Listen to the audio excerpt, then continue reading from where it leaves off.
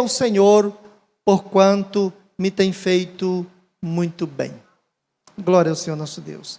Senhor, oramos pedindo que o Espírito do Senhor ilumine o nosso entendimento, Senhor, abrindo o nosso entendimento para a compreensão da Tua palavra, como ela é, Senhor, e como ela se apresenta a nós, a revelação do Deus Todo-Poderoso. Nós Te louvamos, Senhor, e pedimos que nesta noite, ó Deus, tanto aqueles que estão aqui no templo, quanto aqueles que podem nos acompanhar, ó Deus, pela internet, que sejam, ó Deus querido, abertos os entendimentos, iluminados pelo Espírito do Senhor, para a compreensão da Tua palavra. Oramos no nome do Senhor Jesus. Amém. Irmãos, eu quero começar com uma pergunta retórica. Responda aí para você mesmo. Qual crise é pior? É você estar em crise com Deus, no seu relacionamento com Deus? Ou é pior, você está em crise com você mesmo, no seu relacionamento com você, na sua alma, no seu coração?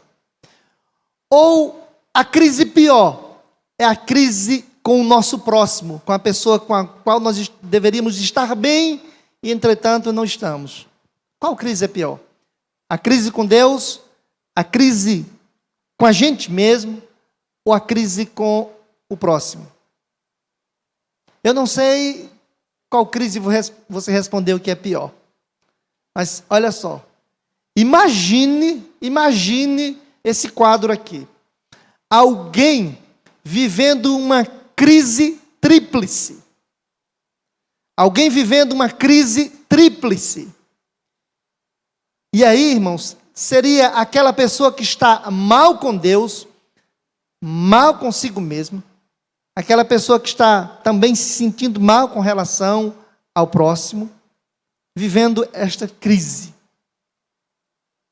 E eu queria nesta noite, então, irmãos, perceber neste salmo exatamente isto. As Escrituras sempre nos ensinam como resolver crises. A gente não consegue resolver porque nós tiramos os olhos das Escrituras e tentamos ver a crise, quando na verdade os nossos olhos deveriam estar aqui. São diversas as passagens bíblicas que nos orientam sobre a vitória sobre a crise. E eu queria nesta noite falar um pouquinho sobre a adoração piedosa, o caminho excelente para resolver as crises.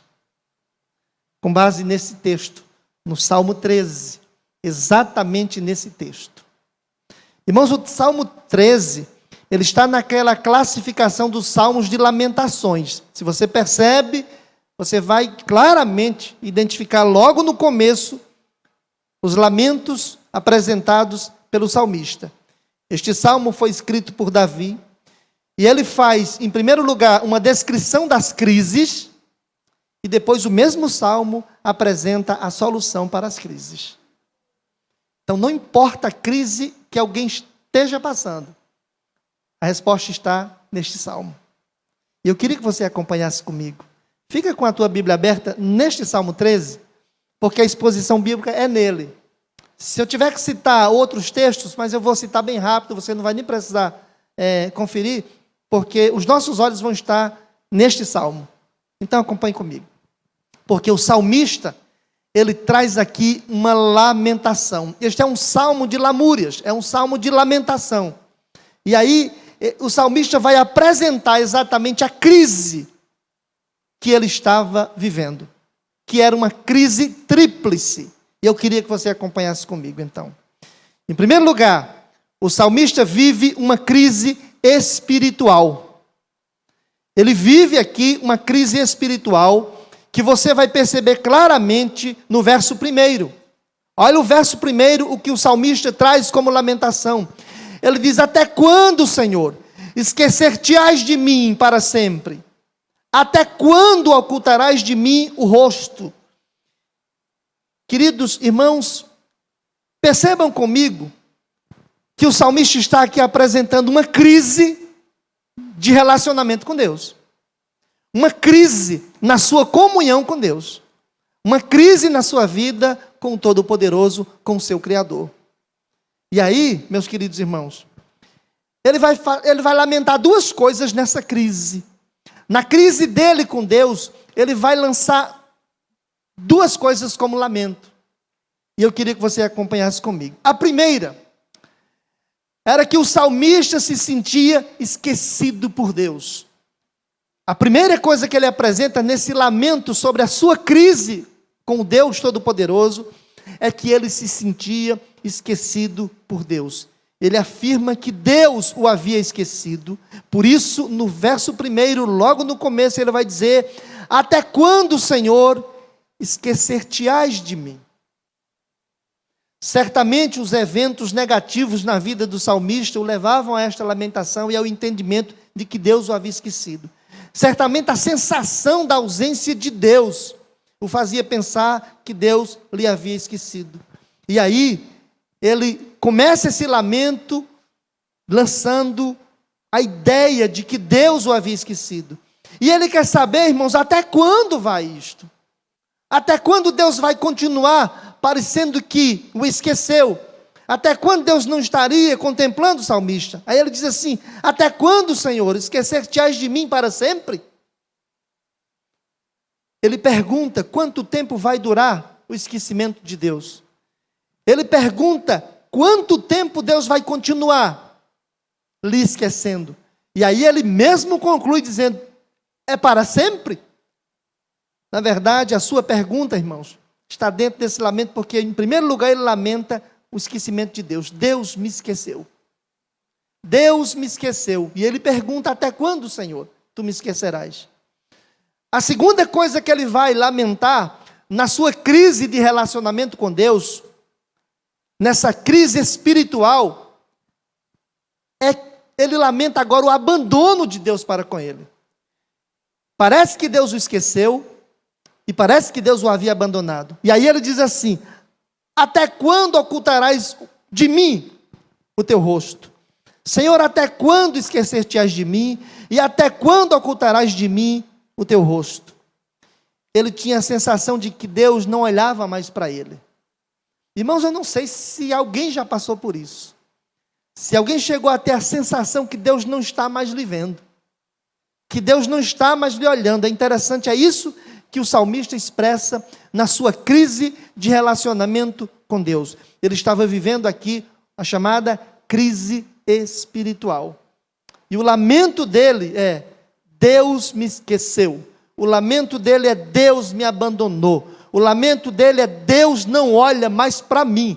Deus virou o rosto. E aí, quando essa expressão, até quando ocultarás de mim o rosto, irmãos? É porque, se você vai no Antigo Testamento, qual era a maior graça que um crente recebia? Era quando Deus resplandecia o rosto sobre ele. É tanto que na bênção sacerdotal diz que o Senhor resplandeça o seu rosto sobre ti. E aí, quando alguém não estava sentindo isso, era como se Deus estivesse olhando para outro lugar. É tão ruim ser ignorado. É tão ruim quando as pessoas não olham para a gente. É tão ruim quando a gente busca um olhar na pessoa e a pessoa não olha para a gente. Pois era isto que o salmista estava sentindo aqui. E aí ele vai lamentar que Deus o havia esquecido, ele vai lamentar que Deus não olhava mais para ele. Irmãos, todos nós estamos sujeitos a vivermos esse episódio que o salmista viveu. Eu não sei se você já viveu. Eu não sei se você está vivendo. Mas eu sei que você, em algum momento da vida, vai sentir isso. Aquela sensação de que Deus parece, olha a expressão que eu estou usando, parece que não está mais nos vendo.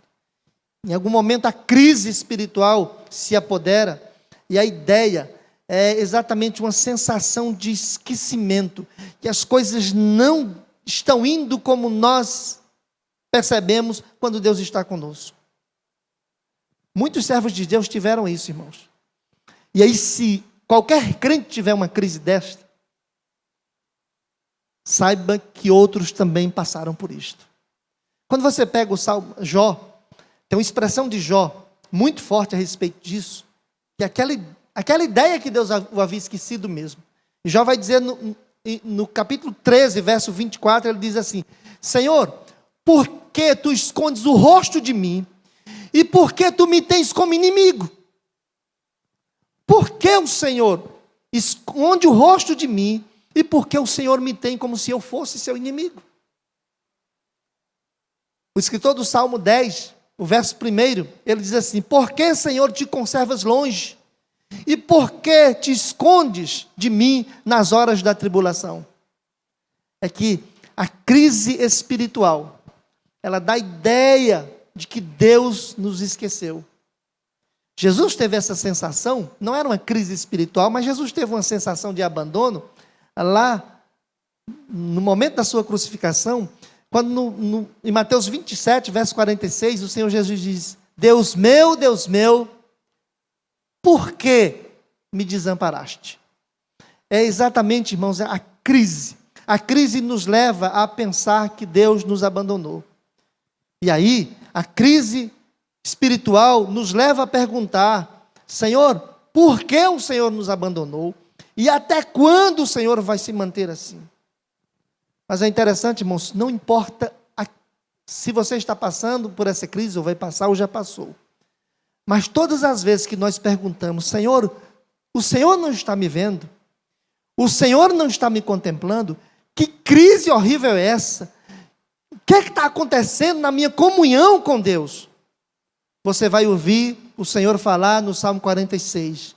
Deus é o nosso refúgio e fortaleza e socorro bem presente nas tribulações. Esse é exatamente a resposta de Deus para você e para mim. Não importa a crise, Deus vai estar sempre presente, porque Ele nunca abandonou ninguém. Então, quando eu olho para esse momento de crise do salmista, eu percebo que há uma resposta de Deus para mim e para você, se porventura nós estivermos passando por situações como essa. Aquela sensação de que Deus parece que não nos vê. Aquela sensação de quanto mais a gente busca comunhão com Deus, mais a gente não sente muita coisa. E parece que Deus se ausentou de nós. Mas Deus é o socorro bem presente na hora das tribulações, na hora da angústia. O salmista disse no Salmo 10, Senhor, por que tu te mantens longe na tribulação? Mas na verdade, irmãos, era só uma pergunta. Porque a resposta de Deus do Senhor Jesus, eu estarei convosco todos os dias até a consumação dos séculos. Isso não se aplica só à evangelização, isso se aplica à nossa vida no dia a dia. O Senhor está com você e comigo. Então, eu olho para o salmista e eu vejo aqui nele uma crise, a chamada crise espiritual. Mas, irmãos, acompanhem comigo agora a segunda crise. O salmista também estava em crise, em uma segunda situação. Ele estava tendo, além da crise espiritual, ele estava tendo uma crise intrapessoal. Era uma crise espiritual? Era. E ela gerou, de certa forma, uma crise intrapessoal, onde o salmista não estava bem consigo. E essa é também uma crise pela qual qualquer um de nós pode passar. O salmista vai dizer assim, olha o verso 2. Até quando eu estarei relutando dentro de minha alma, com tristeza no coração cada dia? Ele expressa aqui no lamento, e este é um salmo de lamentação, ele expressa aqui no seu lamento, que ele estava em crise consigo. Havia uma crise instaurada no seu interior, dentro do seu coração, a chamada crise intrapessoal, quando você não se sente bem com você mesmo. E ele vai fazer duas lamentações também a respeito dessa crise. A semelhança do que ele faz na primeira crise, ele também lamenta aqui, lança duas lamentações nessa crise, na guerra constante.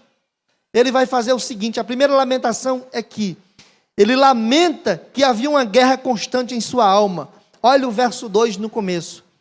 Ele diz, até quando eu estarei relutando dentro de minha alma? Até quando eu estarei relutando dentro de minha alma? Irmãos, a crise interior, a crise intrapessoal estava instaurada na vida do salmista. Ele diz que lutava e relutava com sua alma. Certamente ele conversava com sua alma. A gente percebe uns detalhes nos salmistas, né? Ele gostava de conversar com a alma. Dizer para a alma, por que estás abatido, ó minha alma? Por que te perturbas dentro de mim? Irmãos, eu não sei se acontece com você, se você conversa com você mesmo a respeito das lutas e tribulações que passam, de repente você se pega dando conselhos a você mesmo. Você se pega aconselhando você mesmo. Você se pega aquietando você mesmo. Eu não sei se acontece isso com você, mas isso é conversar com a alma. E a gente dá até nome à alma da gente, né? Porque a gente acaba chamando a gente pelo nome mesmo, né? Mas, irmãos, era isso que o salmista estava dizendo. Ele estava dizendo, eu estou relutando com a minha alma.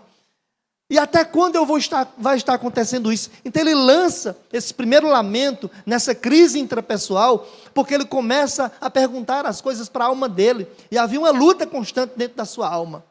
Era uma crise instaurada, a crise estava alicerçada, a crise estava instituída no seu coração. E aí ele, com muita dificuldade, com lutas constantes, ele lança esse primeiro lamento nessa crise, chamada de crise intrapessoal. Mas ele vai fazer ainda uma segunda lamentação, porque este salmo é um salmo de lamentação. Então ele lamenta duas coisas. A primeira era que havia uma guerra constante dentro da sua alma. E a segunda é que havia também uma tristeza constante no seu coração. Ele diz isso completando o versículo 2, quando ele diz assim, até quando eu estarei relutando dentro de minha alma, com tristeza no coração, cada dia. Essa crise intrapessoal estava de fato, irmãos queridos, trazendo tristeza para o coração do salmista. E aí ele usa a expressão, com tristeza no coração. Irmão, se tem alguém que sabia o que era alegria, era Davi. Você pega alguns salmos de Davi e você percebe a alegria dele expressa nesses salmos. Mas tinha alguém que sabia também o que era tristeza, essa pessoa era Davi. E quando ele disse que era tristeza mesmo. Ele estava vivendo aqui uma crise intrapessoal. Seu coração estava explodindo de angústia e de tristeza cada dia. E é interessante, ele além de falar que era uma tristeza, ele diz que era uma tristeza todo dia. Olha só, o complemento do verso diz assim, até quando eu estarei com tristeza no coração cada dia? Ou seja, o salmista, irmãos, tinha uma tristeza no coração que não era esporádica, era diária. A nova tradução, a NVI, a nova versão internacional, ela usa a expressão dia após dia. Se você tem a NVI, você vai ver que nesse verso 2, ele diz assim, com tristeza, mas usa a expressão dia após dia, ou seja, era dia após dia. Entrava dia, saía dia, e essa tristeza não saía do seu coração. Não era uma tristeza rara, não era raramente, era persistentemente. E a nova tradução na linguagem de hoje, irmãos, vai dizer que não era ocasionalmente, era diuturnamente. A nova tradução na linguagem de hoje, se você tem ela, diz assim, era noite e dia. Ou seja, era uma tristeza diuturnamente. De manhã, de tarde e de noite, o salmista estava triste, dominado por uma tristeza grande no seu coração. Era a crise intrapessoal instaurada no seu coração. Irmãos, nós não somos super-heróis. Todos nós estamos sujeitos a termos essa crise. Todos nós estamos sujeitos. Nosso coração está sujeito a essa crise, a essa tristeza que domina, a essa tristeza que toma conta. Nós estamos sujeitos a travar lutas contra nós mesmos, a discutirmos com nós mesmos, a ficarmos zangados com a gente, por não compreendermos as coisas que estão acontecendo. E o pior é que não dá para a gente fugir da gente. Tem um hino, né, de um cantor que diz assim, é impossível eu fugir de mim para não sofrer comigo. Ele está certo. Não tem como você fugir de você para não sofrer com você mesmo. É que a crise intrapessoal, ela faz isso. Asaf experimentou isto no Salmo 77, versos 2 e 6. Asaf diz assim, no dia da minha angústia, eu procuro o Senhor. No dia da minha angústia, as minhas mãos se erguem durante a noite e não se cansam, porque a minha alma recusa ser consolada. E ele diz no verso 6, de noite eu indago o meu íntimo, e o meu coração perscruta e me pergunta o que está acontecendo. É que a crise intrapessoal, ela atinge qualquer um de nós. E nos leva muitas vezes, nos arrasta a fazermos as perguntas que o salmista fez. Até quando, Senhor? Apresentar os nossos lamentos e dizermos, somos tentados a reivindicar todos os dias. Na verdade, o salmista parece que está fazendo uma cobrança a Deus. Até quando isso vai? E é de fato uma reivindicação. Irmãos, mas deixe-me dizer uma coisa para você. Todas as vezes que o nosso coração grita que nós estamos em crise, e que a situação não está bem, e que a tristeza toma conta, o mesmo salmista responde no Salmo 23, verso 3, que o Senhor é aquele que refrigera a nossa alma. O Senhor é aquele que refrigera a sua alma e que refrigera a minha alma. Essa é a chamada crise intrapessoal. Mas acompanhe comigo. O salmista agora vai apresentar também uma outra crise. Se ele estava com a crise espiritual, se ele estava com a crise intrapessoal, ele agora apresenta uma terceira crise. Era a crise interpessoal, que é a crise no seu relacionamento com os outros. Imagine uma situação dessa.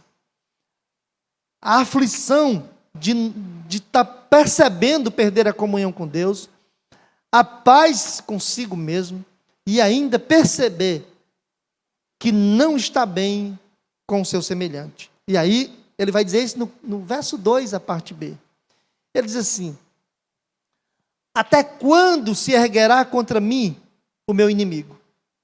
O lamento do salmista aqui expressa a sua crise interpessoal. O problema não era só com Deus, o problema não era só com ele mesmo, o problema também era com o outro.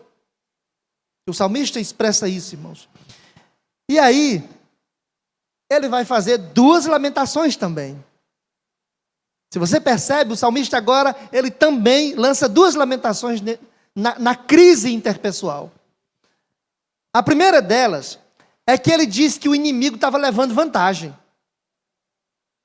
Era que o inimigo estava prevalecendo. E essa expressão, irmãos, até quando se erguerá contra mim o meu inimigo? Nas melhores versões, é até quando prevalecerá contra mim o meu inimigo. Ele está reclamando, ele está lamentando que o inimigo estava prevalecendo, o inimigo estava tendo sucesso, o inimigo estava levando vantagem, o inimigo estava à dianteira, o inimigo estava tomando espaço. E o salmista vai lamentar sobre isso. A NVI, a Nova Versão Internacional, ela diz assim: até quando o meu inimigo triunfará? Coloca a expressão triunfo. O meu inimigo está vencendo. Até quando o meu inimigo vai vencer sobre mim? É essa a expressão usada pelo salmista, segundo a Nova Versão Internacional. E é interessante que a nova tradução na linguagem de hoje, ela não faz diferente. Ela diz assim: até quando os meus inimigos me vencerão? Então o lamento do salmista não era só porque havia inimigos contra ele, era porque esses inimigos estavam prevalecendo, esses inimigos estavam tirando vantagem, estavam ganhando, estavam levando vantagem sobre ele. Mas, irmãos, nessa crise interpessoal, ele vai lançar uma segunda lamentação aqui. E ele diz o seguinte: até quando o meu inimigo se erguerá contra mim? Essa lamentação é: até quando o Senhor não vai fazer nada? Ele lamenta que Deus estava vendo o inimigo prevalecer e não estava fazendo nada. Ele lamenta que Deus estava fazendo pouco caso dele. Ele lamenta que Deus estava vendo o inimigo levar vantagem e não estava fazendo nada, estava de braços cruzados. Deus estava assistindo o inimigo vencer o salmista. E aí, de certa forma, ele está colocando a culpa em Deus. Se você perceber, quando ele diz: até quando o meu inimigo vai ganhar de mim? É como se ele estivesse dizendo: o Senhor pode fazer alguma coisa e não está fazendo. O Senhor pode tomar alguma atitude, entretanto está parado. E ele está fazendo essa cobrança mesmo. Irmãos queridos, quantas vezes a gente parece que o nosso entendimento é esse mesmo? É que o inimigo leva vantagem, é que as coisas estão acontecendo, entretanto Deus parece só assistir, não fazer nada. É aquela situação dos discípulos lá com o mar agitado e eles chegam para fazer uma cobrança a Jesus. Senhor, tu não estás preocupado? A gente vai perecer. É uma cobrança mesmo. Irmãos queridos, todos nós sofremos ataques declarados do inimigo. A gente sofre ataques velados do inimigo, dissimulados, de todo jeito, ataques ocultos. Existem situações em que parece que Deus está apenas assistindo. Davi sofreu isso na pele quando da sua perseguição, quando Saul o perseguia. Davi experimentou isso na pele quando o seu filho Absalão o perseguia. Parecia que Deus não fazia nada. Irmãos, você vai perceber que os salmos de Davi, quando havia essas perseguições, são salmos que dão a entender que Deus estava de braços cruzados e Deus não fazia nada. Irmãos, aqui na crise interpessoal, também a nossa reação é a mesma. Perguntar a Deus até quando, porque a gente acha que Deus poderia fazer alguma coisa e não faz. Irmãos, eu podia ficar só no lamento, né? E aí não teria proveito nenhum. O pastor mostrou que o salmista lamenta. É bom de lamentação, né? Jeremias também era muito bom de lamentação. Ele falou só da lamentação. Mas, irmãos, tem solução. Não importa a crise que a gente passa. Se é com Deus, se é com a gente mesmo, se é com o próximo, se é crise espiritual, interpessoal, intrapessoal, não importa a crise, tem solução. E aí, a solução é: para de lamentar. Porque enquanto o salmista está lamentando, nada vai acontecendo.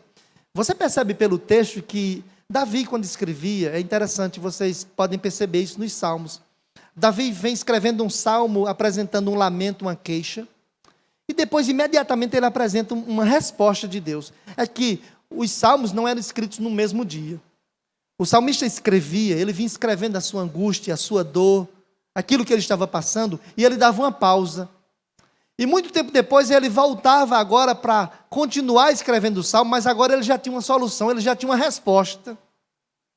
Deus o havia respondido, e aí agora ele vai apresentar. Não sei se você percebe que alguns salmos você vem lendo uma lamentação e de repente, de maneira abrupta, o salmo passa para uma glorificação.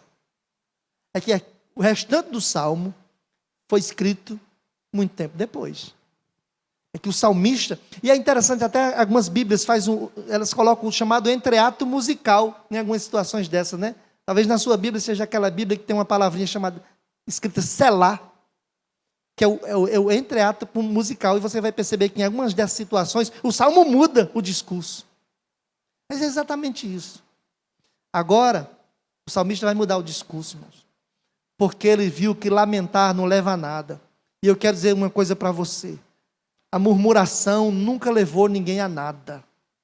Murmurar não leva ninguém a nada. A resposta está exatamente no que eu quero apresentar para vocês, pela palavra. Irmãos, tudo começa a mudar quando você assume uma oração piedosa. A oração piedosa é a solução para a crise. A oração piedosa é exatamente a solução para a crise. Aí agora você vai acompanhar comigo os versículos 3 e 4, quando o salmista agora, ele vai apresentar uma oração. Antes era só queixa. Irmãos, queixa não é oração. Entenda isso. Queixa é só desabafo. Você está extravasando o seu coração. Isso faz bem? Pode fazer bem. Mas não resolve. Não resolve. Resolve quando você faz o que o salmista fez agora no versículo 3. Ele diz: atenta para mim. Responde-me, Senhor Deus meu. Ilumina-me os olhos para que eu não durma o sono da morte. Para que não diga o meu inimigo, prevaleci contra ele. E não se regozijem os meus adversários, vindo eu a vacilar. E aí, nessa oração piedosa, o salmista vai apresentar 4 pedidos preciosos que fez toda a diferença, fizeram toda a diferença. Irmãos, ele agora vai apresentar 4 pedidos dentro dessa oração piedosa. Ele não é mais uma lamentação. Ele não está lamentando mais a crise espiritual, a crise intrapessoal, a crise interpessoal. Ele não está mais lançando 2 lamentações de nada agora. Ele vai lançar 4 pedidos agora a Deus. O primeiro é: Senhor, olha para mim. Olha para mim. Atenta para mim. A expressão atenta é olha para mim. Ele está dizendo: Senhor, olha para mim. O salmista agora pede que Deus olhe para ele. Porque ele tinha dito, ele estava só lamentando: Senhor, até quando vai ocultar o rosto de mim? Mas agora ele diz assim: Senhor, olha para mim.